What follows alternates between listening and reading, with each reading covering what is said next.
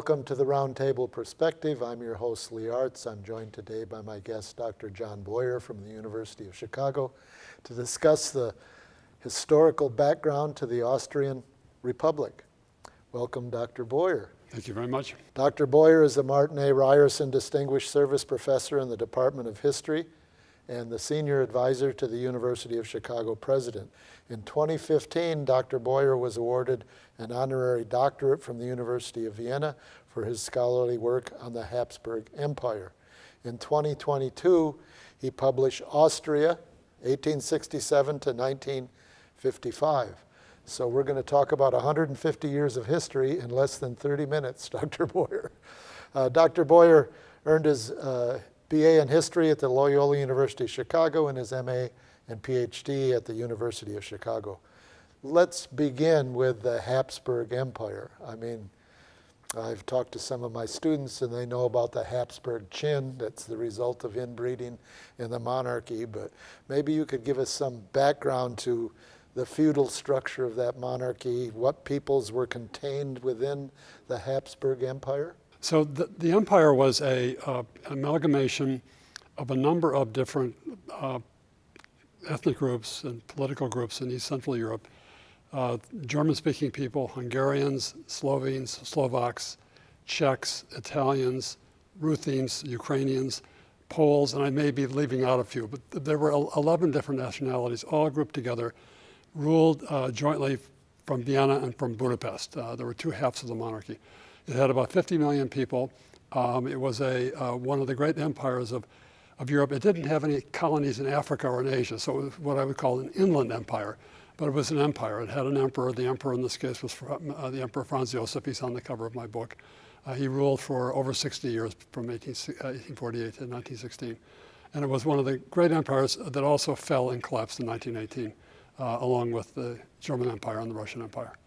Okay, so we're talking about a big geographic area with 50 million people. I understood that at some point there were two monarchies, but they were brought together, and then later we have a more liberal parliamentary constitutional order. Right, so right. What were the two monarchies that get brought together in the Habsburg Empire? Well, you have the Austrian half and then the Hungarian half. And the Hungarian half were dominated by the Magyars, the Hungarians. In the Austrian half, you have this collection of Czech and German and Italian, Polish politicians, all kind of rivaling for hegemony, for domination. The Germans were about a third and probably the biggest ethnic group within that side of the empire. The capital of the Austrian side was in Vienna. The capital of the Hungarian side was in Budapest. And the two were brought together in one sovereign state in 1867, and so the Austro-Hungarian Empire. Under this Hungarian-Austrian system, the monarchy, what were the dominant state policies, the structures that, I mean, I understand it's a monarchy. Yeah. What were the policies that the state, I guess they would have imposed at the time? Well, what was unique about this empire, modern European history, like modern American history, has many different fascinating things going on in the 19th century. But in this empire, the major project was to enable all of these ethnic groups to live together and not kill each other. In other words, to negotiate cultural difference. It's actually a very modern issue, very relevant to our own times today. And so much of the political controversy in the Habsburg Empire between, I'd say, the middle of the 19th century down to its collapse in 1918, was this question of people's rights, ethnic rights, linguistic rights, who gets to have an elementary school and what language that they teach, who gets jobs in the local post office, is it the Czech, the Hungarian, how do you define peopleness, how do you define human rights? Is there a way of imagining one's identity outside of being an ethnic person? And one of the things that the Austrians tried to do was to say, okay, you're a Czech, but you're also an Austrian. You're a German, but you're also an Austrian, to bring the level of political discourse up beyond ethnic conflict. They tried gainfully, and I think to a certain extent they succeeded, but in the end it didn't work, and the empire did collapse. So the impulse was to take your ethnic identity but create this national identity that transcended that? A kind of supranational identity or transnational identity, exactly. So to invite people to say, you know, that you're a citizen of Indiana, but you're also a citizen of Illinois, or you're a citizen of the United States, you're a citizen of Chicago, but you're a citizen of the United States. In other words, to get people to understand that one is not trapped by a single identity, that one could have multiple political loyalties, multiple hometowns, as it were. And it was actually it was quite a magnificent idea. Something, again, that's kind of relevant to our world today. And it worked for a while. I think if they hadn't started this crazy war in 1914 and lost it in 1918, it might still have had some resonances today. And of course, the European Union today is in some ways an attempt to do that. a kind of granddaughter or grandson of the Habsburg Empire. One of the things that you write about in the book is that you move from a strict monarchy to a parliamentary system. I mean, other monarchies in Europe have adopted this parliamentary system. Yeah. So how does this arise? I mean, if I'm a monarch, why would I want to give up any rights to a parliament that may interfere with my power? Well, you're absolutely right. In fact, this monarch did not want to do that. He was dragged and kicked, forced into doing it. So beginning with the French Revolution, you have this wave that moves across Europe in which states are they're expected by their constituencies, the people who live in them, to have representative government, and the people who live in them have to have rights to vote. And this begins in France. You already had a system like that in Great Britain that preceded the French Revolution. But one by one, all the great states in Europe end up becoming liberal constitutional states over the course of the 19th century. Liberal in the sense that they have the rule of law, they have a constitution, they have a Bill of Rights, and they have free elections generating representative bodies who are supposed to have some control over budgets, taxation, military expenditures, education, and so forth. One of the things, I'm sorry to interrupt, you can go on, but one of the things you point out is that the right to vote did not spread beyond immediately like the early capitalist class or the early merchants, but it was later that the popular people got that vote. So in each European state, it varies, but in Austria, they began to give the vote in 1867 basically to adult males who have a certain amount of property. And they were kind of upper middle class people. And then the vote spreads to lower class people, males, in the 80s and 90s, 1907, and women got the vote in 1918. What prompts, I mean, you already said that they did not appreciate this, but what prompts the opening to provide the right to vote to more social classes, I guess? It begins in there was a revolution in 1848 which sought to give people the vote. That was crushed. And the emperor. Is this the same one that was in Germany? Yeah, no, it was international, a series of national revolutions that add up to the revolution of 1848. Okay. This monarch, the Emperor Franz Joseph, was a young man. Basically, he was part and parcel of repressing that revolution. He tried for 10 years to govern without a parliament, without a constitution.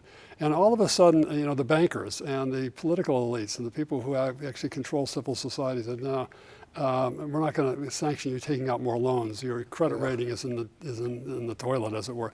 And so he was forced to concede these rights. He didn't want to do it, but he knew couldn't get money. He couldn't survive. To run a government, you have to pay your soldiers, your civil servants. And so he was forced into it. But eventually, he was clever enough to realize that if he could control the ultimate levels of power, this system could actually work for him. And he became a stronger monarch, I argue in the book, for having conceded these rights, because it's better to govern with the people as opposed to against the people.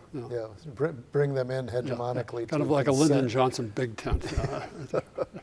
One of the things you write that 1895, right at the turn of the 19th century, that there were three tendencies: the pan-German, the Christian socialists and the democratic socialists, or the Catholics and the socialists. I might have already suggested this before, but was this the result of nationalism and the elite support that's linked with the Catholic Church, and then the larger working class challenge to the emerging social relations? Yes, that's I think a fair summary. I mean, what happened was that the electorate basically divided into three broad groups. There were people who were kind of nationalistly oriented, and they were against the Czechs and against the Poles and so forth. These would be primarily Germans? They were German-speaking who thought that the German identity was primary as opposed to working class identity or religious identity. And then there were a group of Catholics who thought that the religious identity that they shared, they held, was of paramount importance. They spoke German, but they weren't wanting to, crush the Czechs. And then there were millions of people who called themselves workers, who were workers, for whom socioeconomic issues were paramount. Yep. They also spoke German. And so the groups divided, and the Catholics and the socialists ended up becoming the big and powerful groups, and they're the groups that dominate Austrian history in the 20th century. In many cases, similar to German history. Okay. Yeah. You write about there was a social upheaval, a conflict in both Hungary and Austria, and part of the battle was how are we going to define the people? Kind of touched on this a bit, but I guess the question is, what happens to the monarchy? You've made the allusion to World War, 1914, and the monarchy kind of goes into decline. Well, the Archduke Franz Ferdinand was assassinated in Sarajevo. Very famous. There have been movies about it. There's a car in a museum in Vienna in which he's riding. And that is presumably the launch of World War I. The war starts, and it started by the Austrians, not by the Germans or by the Russians. They thought it was going to be a 6-week war. This mirage of the fast, quick war. Yeah. It ended up being a 4.5. We still have those mirages. Yeah. It's the trick about war is the way it starts and the way it ends. You never know how the two are going to be connected. This was going to be the war that was easy to win, and it was going to be quick and over. So it wasn't easy to win. It was a total disaster. By 1918, the empire is tottering on the verge of ruin, and it collapses. So what are the sides in this war? I mean, you said it's going to be easy to win. Who thinks they're going to win against whom? The Germans and the Austrians, as opposed to the Russians, the French, and the British. The Italians were allied with the Austrians and Germans, but they decided to sit out, and then they joined the other side and eventually ganged up on the Austrians. It was a war that was a war on the battlefront, but it was also a war at home. The Austrians, because of the blockade of the Allies, ended up having a terrible food shortage, mass hunger, social unrest. And so there's a revolution in 1918 that is caused by the defeat on the battlefield, but it's really a revolution generated at home by millions of people who are just fed up with imperial rule, for whom the Hapsburgs are now totally incompetent governors, and any legitimacy that they had engendered over the course of the previous centuries was just squandered quickly. It shows you how quickly goodwill and legitimacy, belief in your right to govern, simply because you have medals or nice robes. But if you can't feed the population, you can't feed your population. And women and children are dying because there's an enormous crisis. Out of that is born the Republic, and that's the Republic that we have today. It's the Austrian Republic. So the Republic was born in 1918 because the empire collapses, and you end up with all of these different national states being established. The Austrian state was the weakest. It was a small 6.5 million people. It was burdened with the guilt of having lost the war because the Czechs claimed that, they had been on the other side anyway, and the Hungarians were kind of off to doing their own thing. And the Yugoslavs were, now there's Yugoslavia, and they claimed that they were on the side of the victors. The Austrians are basically left holding the booby prize of a lost war and eventually a lost peace. And then they end up with the Depression and being occupied by Hitler in 1938. That's we'll come to there. We're fast forward. It's a big book. We have to talk about. Yes. But I'm sensing that there must have been some kind of social revolution in 1918, 19, that it didn't just. It wasn't like, Austria, the monarchy gets defeated and we give up. But there had to be some mass uprising that was kind of puts the end to the monarchy. There was, in early November 1918, 300,000 people show up in front of the Austrian parliament. They're hungry, they're angry, and they're basically saying, we don't want to live in a monarchy anymore. And they compel the declaration of a republic. Okay. The emperor, who is no longer this gentleman, but his great nephew, flees the city in a car, ends up in a castle outside the city, and is eventually shunted off by the British to Switzerland. and a rather ignoble end to a great distinguished monarchy. But yes, you have a mass social revolution. It was actually not very violent, but it was a social revolution. An uprising that didn't necessarily have to be violent because of the size and what they represented of the population. I mean, it's like he may have inbreeding, but at least he recognized what the direction was, and he got in his car and drove away. Yeah. You can imagine what was in his mind. I mean, he's a young guy. He's the last of this. And he basically is blue. All of his ancestors have built up this empire, and now he's ultimately, the music stops and there's no chair for him left. So yeah. One of the things I'd like to talk about, because it's one of the few things I'm familiar with in the history of Austria, is what's been called Red Vienna. Of course, yeah. This division between the Catholics and the Socialists played out in many ways, and largely the Catholics, I think, primarily in the countryside, had dominance, but in the few cities, Vienna in particular, the Socialists, because that's where the working class was, get elected to office, they have a mayor, and they go through a whole number of things that seem to be wonderfully progressive. Housing, education, health. Could you talk a little bit about what Red Vienna meant historically, I guess? Okay, it's the city of Vienna. It's called Red because it came to be dominated by the Socialist Party. And under Austrian law, the city of Vienna had the status of a province, so it had the power to generate independent taxation. This was critical. The Socialists take control. They have a strong majority of their parliament, the city parliament, and they enact a whole series of radical and somewhat revolutionary reforms, probably the biggest of which was mass social housing or public housing. And the famous example of that is what's called the Karl Marx office, this huge public estate in which thousands of people are given basically discounted housing, socialized housing, very respectable, good housing. And they do this by taxing the rich, to give to the poor. So they have a big Robin Hood type scheme. But they also enact public education reforms, hygienic reforms, providing health care to people who never had health care, all kinds of free lending libraries, social insurance. It was really an attempt to create a new kind of personhood to elevate the dignity of the working class in a way that had never had before.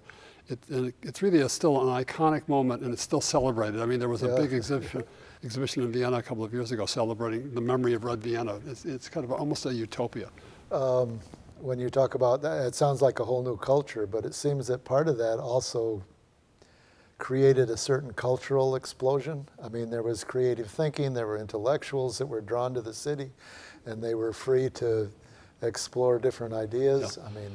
I mean, the socialists were free thinkers. I mean, they were anti-clerical, so they were against the church, which meant that they were willing to subsidize and to support, subsidize in the financial sense, support morally and politically, a whole range of interventions. This is the world of Freud. This is the world of Wittgenstein.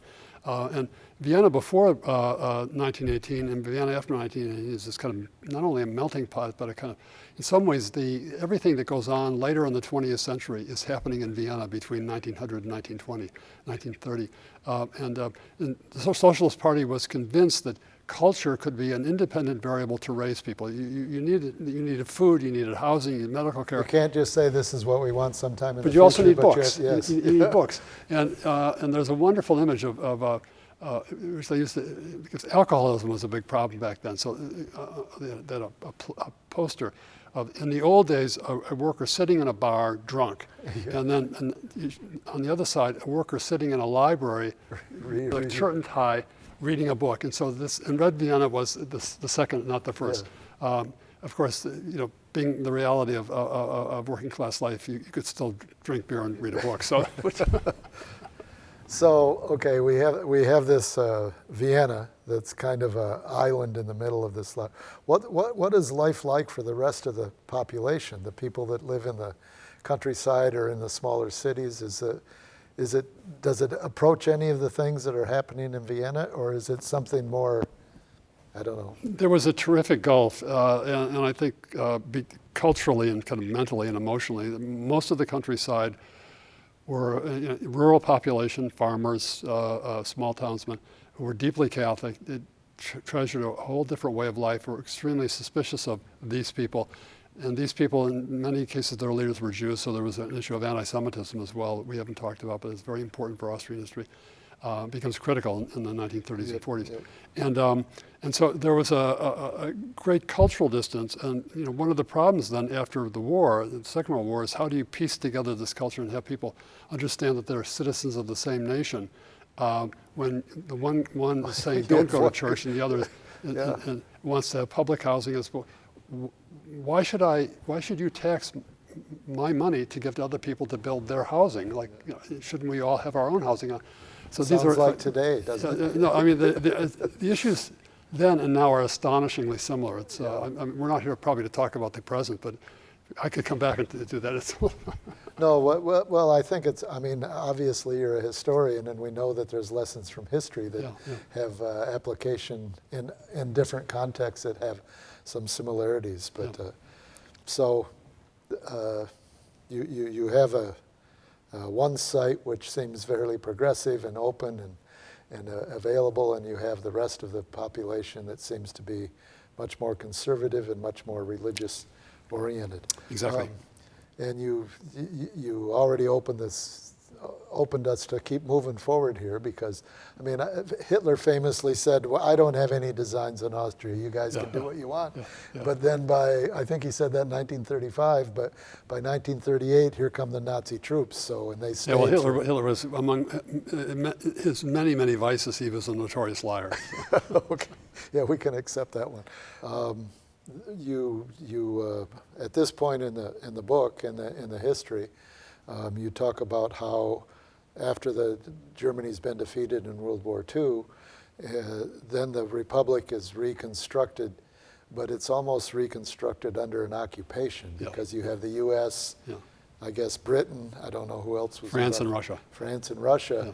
These four powers kind of say, well, here's your new republic, and this is what it's going to look like, and they hand it over. Is that a fair assessment? It's a fascinating story, because what happens in 45 is the Austrians give themselves back their constitution, and so they're under a constitution, a liberal constitution, but the Allies are sitting there and they have what's called a control agreement, which is also a constitution. So the Austrians are living under two rival constitutions.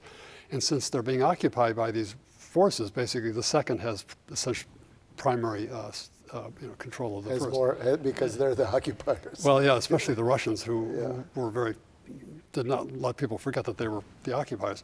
This is the world of the third man. This is the world of Cold War Vienna, the famous Orson Welles, Joseph Cotten movie. And that's a wonderful film. If people want to have a sense of what it was like back then, just take a look at The Third Man. The country is occupied for 10 years, and the Austrians are trying to figure out how to get these troops out of their country. The Americans and the British and French were kind of willing to do it, but they didn't want to do it until the Russians were out. The Russians basically didn't want to leave until the German question had been, so the Austrians are kind of caught in this kind of several spider webs. And they were very clever about this. But in the interim, we Americans do something else, and we provide almost $1 billion of Marshall Plan aid to this occupied country. And it's really quite a remarkable story that we, the American taxpayer, were willing to invest such a large amount of money in a country that was occupied substantially by Russian troops. And then we did it. Okay. Maybe to close this here, we actually are going to get through 150 years in 30 minutes. But well, we've talked pretty fast. I think you suggest at the end that you don't return to a Red Vienna or a socialist dominance, but you instead return to something that is more like a social welfare state. Exactly. Reforms that seem to win, I would say, win support for capitalism, but to win it as this is the way to get your freedoms, this is the way to have some security. So maybe we can just close with that. The Second World War was a chastening experience. The occupation was a chastening experience. These rival elites, the Catholics and the socialists, learned that they had to live together. And they had to learn to share civic institutions. They had to, the socialists would have public housing. There were other concessions to each side. So it's a remarkable story of polar opposites coming to share a state in, I think, a fair and reasonable way, under the tutelage of the Americans and British, who are telling them, you have to do this, this way. or else. Their alternatives are unthinkable. Learn to live together, learn to cooperate. And by the 1970s, they've actually learned to do that. And the success of the current republic, it's really financially, one of the strongest states in Europe, very solid state. Does it still have a socialist elected the socialists still prime run minister? the city. If you go to the city hall in Vienna, that socialist mayor is the big boss of, of Vienna that was once Red Vienna. Yeah. This process of accommodation, of learning to set aside difference and to stress cooperation and harmony begins in 45 to 55. Okay. It's a remarkable story, and one that is actually, again, a story that one would hope would be so in our future as well as the people. That would be inspiring for us today. It would be, That's all the time we have today. Thank you, Dr. John Boyer, for joining me on the Roundtable Perspective. I'm Lee Artz. I'll see you next time.